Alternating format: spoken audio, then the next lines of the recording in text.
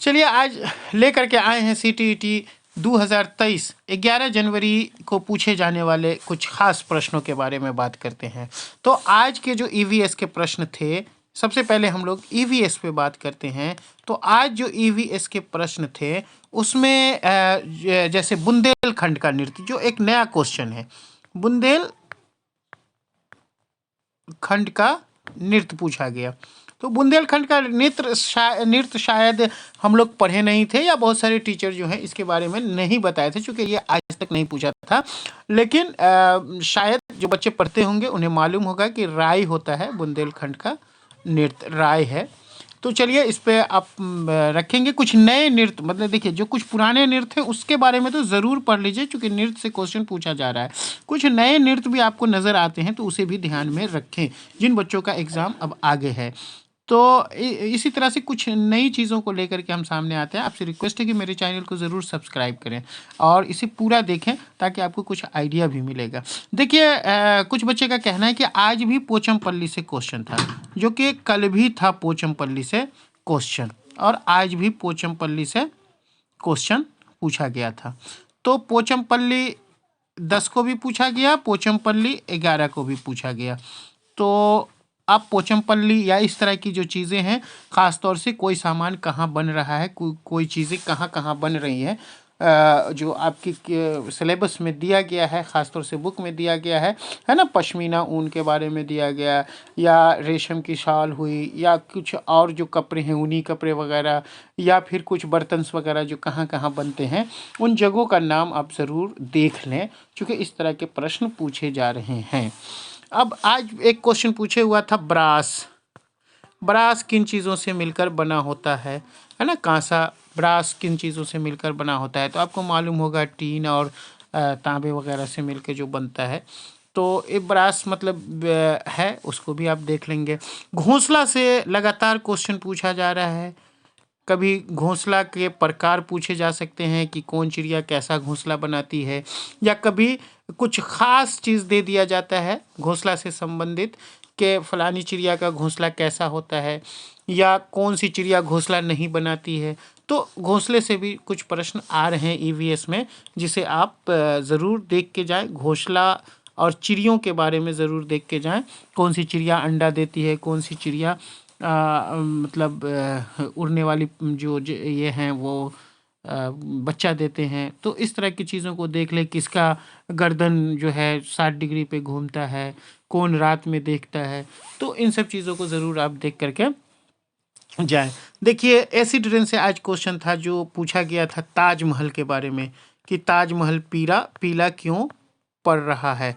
तो ये acid rain का कारण होता है। अब इसमें एक क्वेश्चन, दो क्वेश्चन इस तरह से बनते हैं कि एसिड रेन में कौन कौन सा केमिकल ज़्यादा होता है। तो इन सब चीज़ों के बारे में आप ज़रूर पढ़ लें, सल्फ़र वगैरह के बारे में।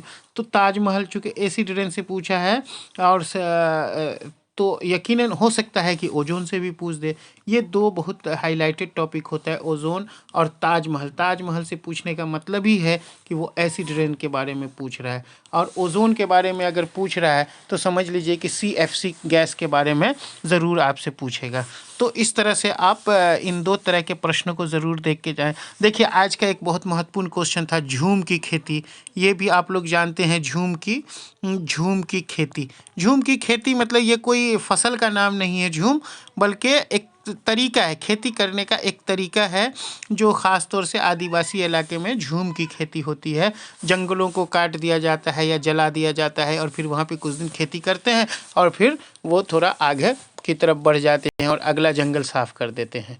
तो इस तरह से झूम की खेती है। इससे भी प्रश्न हमेशा, चूँकि देखे होंगे, इससे रिलेटेड प्रश्न आगे पहले से भी पूछा जा चुका है, कई साल पहले भी पूछा जा चुका है।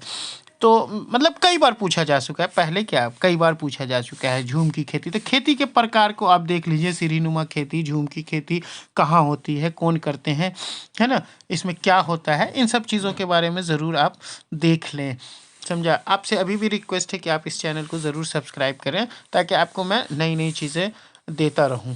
चलिए अब अगली चीज़ है, मेंडल के लॉ के बारे में पूछा, जो मटर वगैरह पे मेंडल ने एक्सपेरिमेंट किया था, उसके बारे में पूछा है, जेनेटिक्स से ये क्वेश्चन है। उसके बाद कलमकारी के बारे में पूछा, कलमकारी कहाँ की चित्रकला है। तो कलमकारी, तो चित्रकला के बारे में ज़रूर आप पढ़ लें, है ना। इससे पहले देखे होंगे मधुबनी पेंटिंग के बारे में भी पूछा है। तो कलमकारी हो गई, मधुबनी पेंटिंग हो गई, या इस तरह की और भी कुछ जो चित्रकला है उन सब के बारे में आप ज़रूर पढ़ लें। नृत्य हुआ, कलमकारी हुआ, मतलब जो पेंटिंग वेंटिंग है, चित्रकला है, इन सब के बारे में आप ज़रूर पढ़ लें, उसको एक बार ज़रूर देख लें, है ना। और देखिए जैसे आज ही एक क्वेश्चन पूछा, हमने बताया ना पोचमपल्ली कि वहाँ क्या बनता है, तो किस चीज़ के लिए मशहूर है। आज महाराष्ट्र के बारे में भी एक क्वेश्चन पूछा था।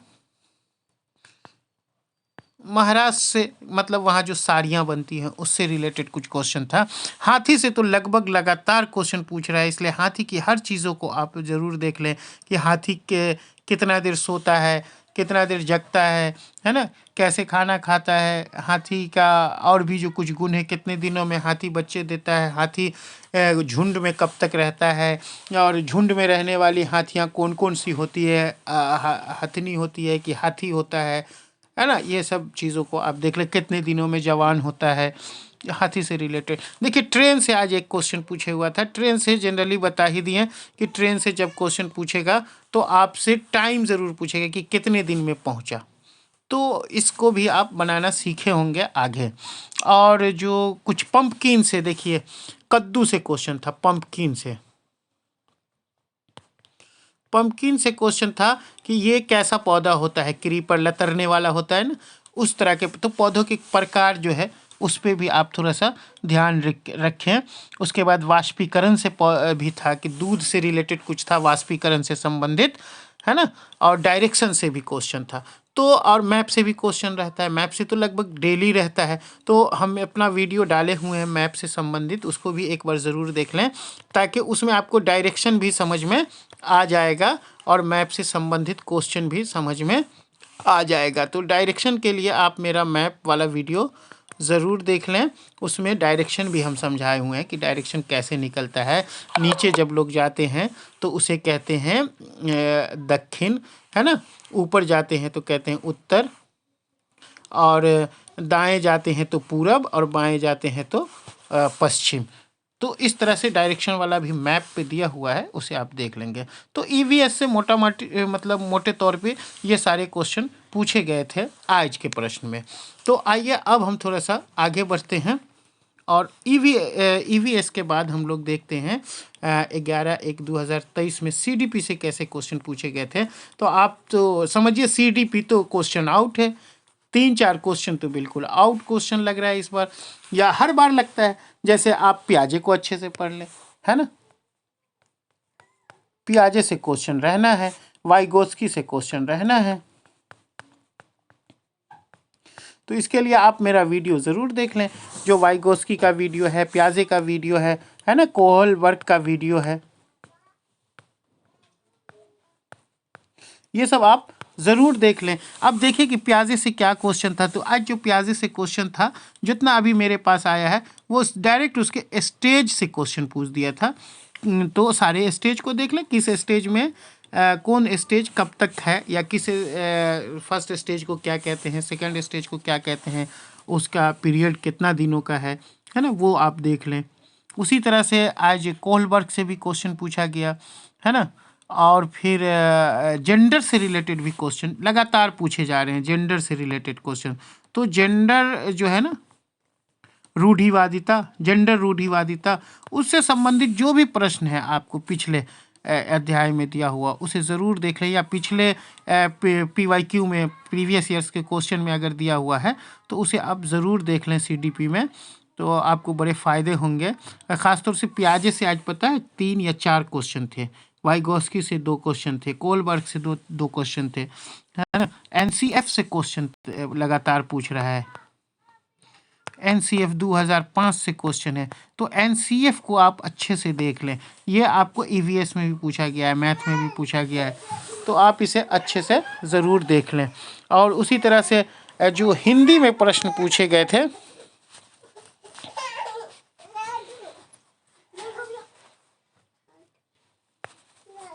आइए देखते हैं हिंदी में जो प्रश्न पूछे गए थे वो कैसे प्रश्न थे।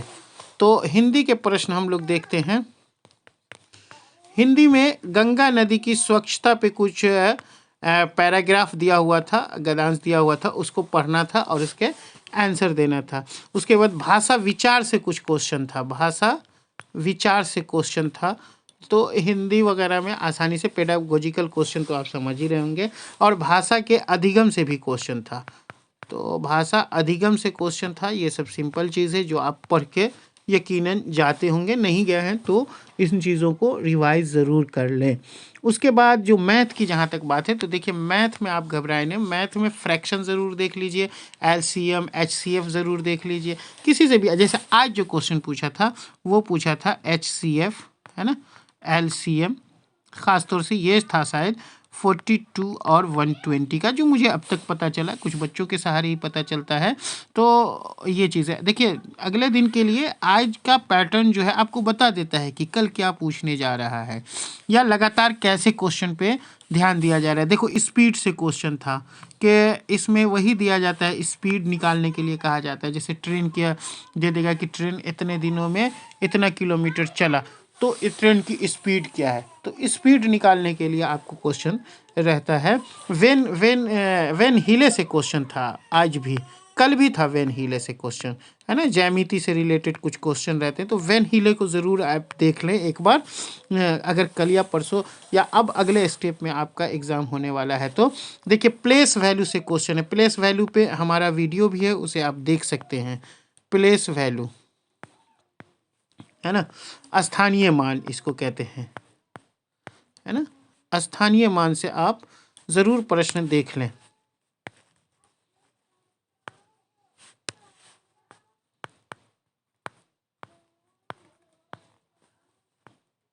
स्थानीय मान से प्रश्न देख लें, यानी कि प्लेस वैल्यू।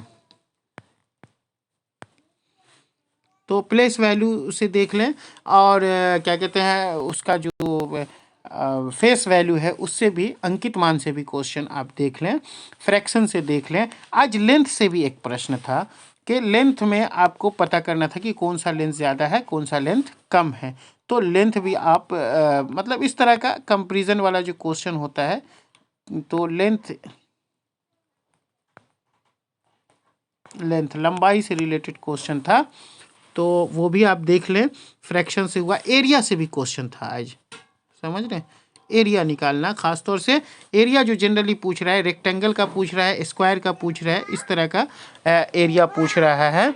उसके बाद आपको क्वेश्चन पूछा जा रहा है, पैटर्न से भी पूछा है, एंगल से भी क्वेश्चन पूछा है। आज जो एंगल से क्वेश्चन है, एंगल से जो प्रश्न था 1/2 समकोण, शायद इसी तरह का क्वेश्चन था, 1/2 समकोण। आप लोग परेशान ना होंगे, मेरी एक छोटी बेटी है, कल भी हमने बताया था, और वो अक्सर आकर के परेशान करती है, इसलिए उसकी बातों को नहीं लीजिएगा, आप टॉपिक पे ध्यान दीजिए कि मैं क्या बता रहा हूँ। तो शायद 1/2 समकोण से क्वेश्चन था। 1/2 समकोण जो हुआ, समकोण मतलब समझ रहे 90 डिग्री कितना हुआ, तो 45 डिग्री हुआ, ये आप निकाल लेंगे। समरूपता से भी क्वेश्चन था।